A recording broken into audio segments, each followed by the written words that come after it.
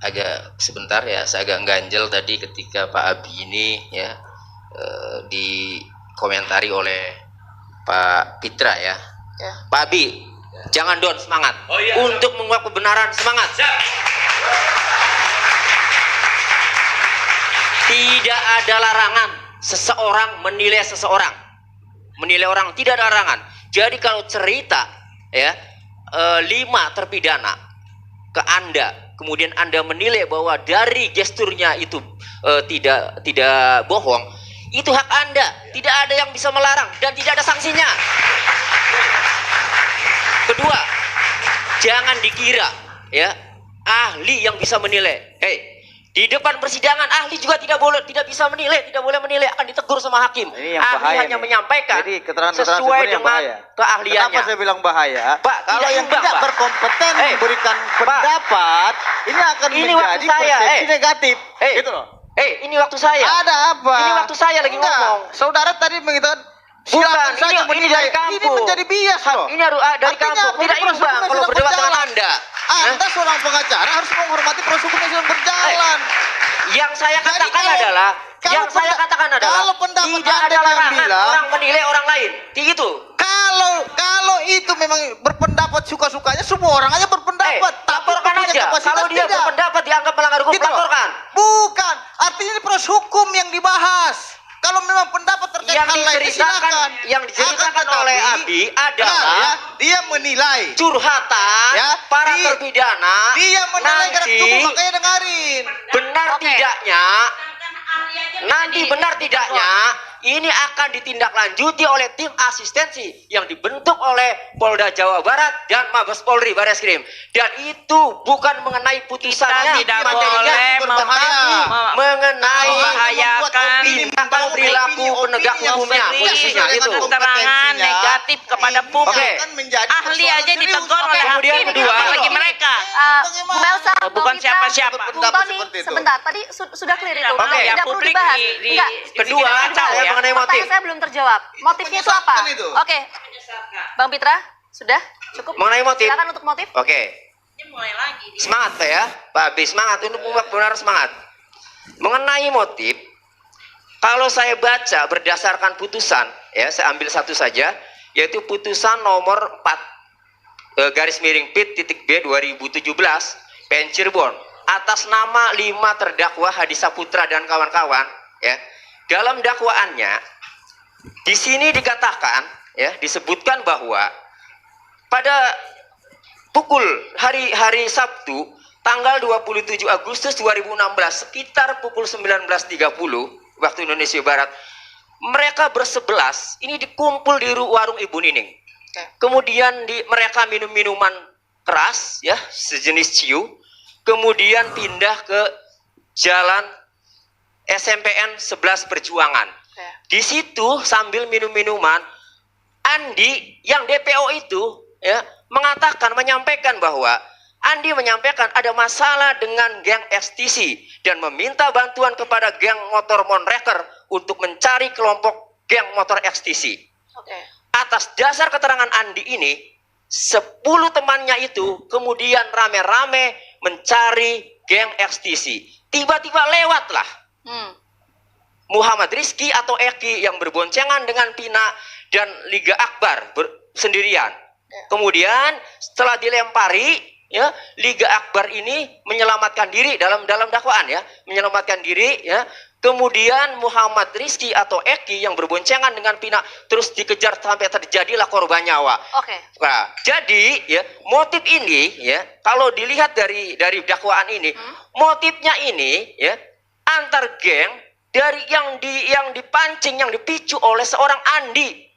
Dan Andi ini, ya, dalam putusan ini ikut menganiaya, ada perannya. Saya sudah rangkum perannya Andi, tapi ikut menganiaya dan juga ikut menyetubuhi Vina. Lalu kemudian dihapus dari DPO Andi ini. Sebentar, permasalahan geng motor ini permasalahan apa? Kalau berdasarkan surat dakwaan? Tidak dijelaskan, hanya menyampaikan Andi ini bahwa dirinya sedang ada masalah dengan geng motor XTC.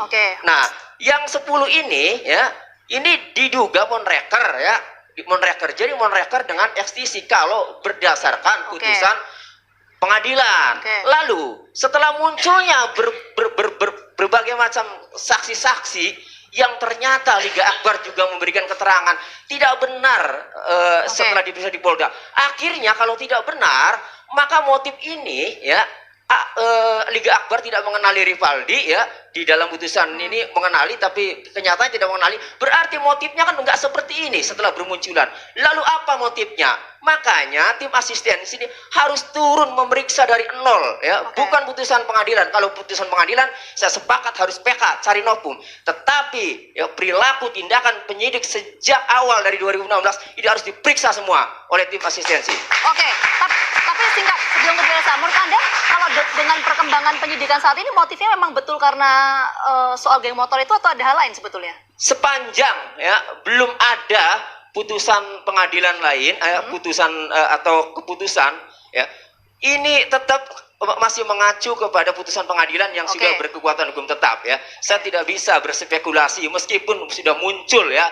Nah makanya tim asistensi ini pasti nanti menemukan ya. Kenapa? Karena apakah setelah muncul saksi-saksi, apakah pelaku yang 8 yang sudah divonis itu apakah benar-benar pelakunya?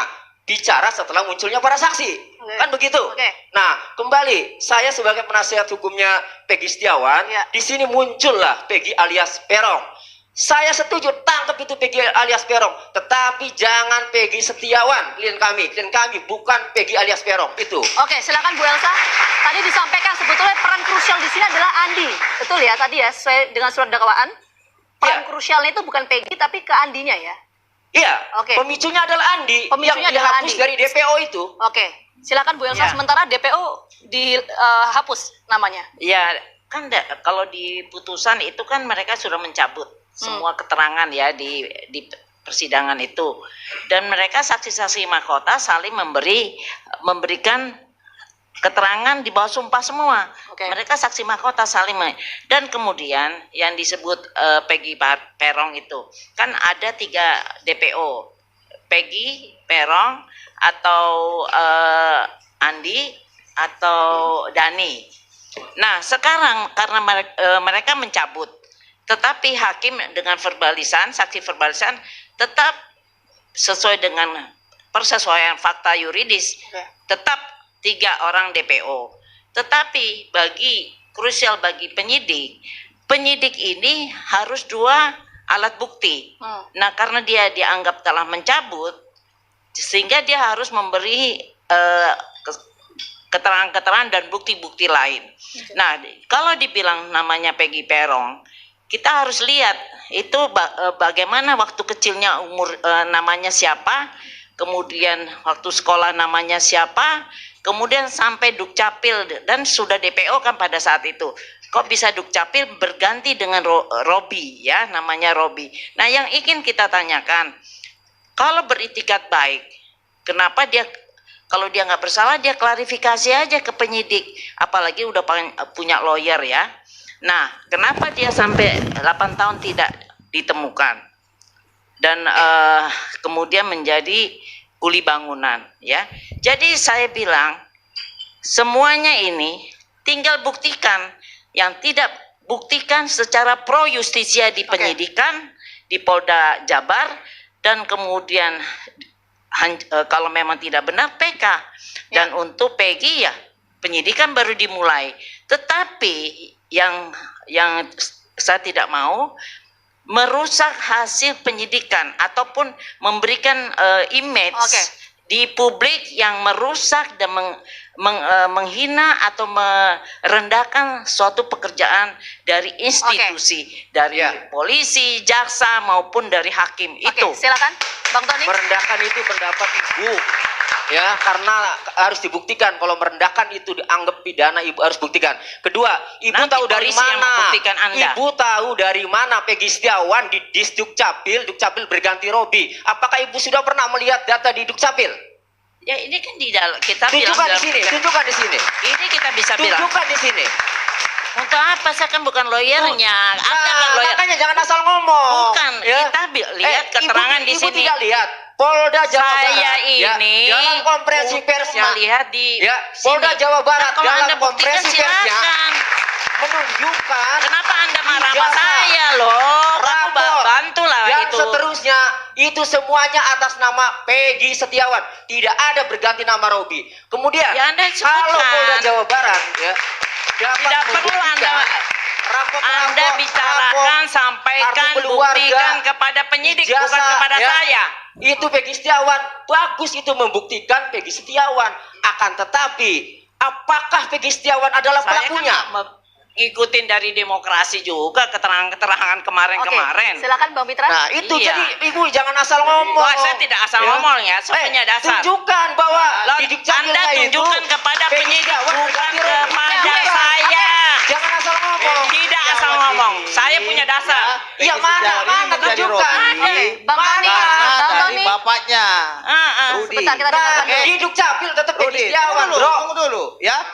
Rudi, ya. Nya Mas saya Rudi sama saja, penyidik, sama Rudi polisi, saja, sama Polda ya. Jabar. Dua namanya, keterangan dia. Yang Apa, ayo, pertama, apa? ya, yang pertama di Cirebon, namanya Apa Rudi. namanya? Yang kedua di Bandung, namanya Saprudin.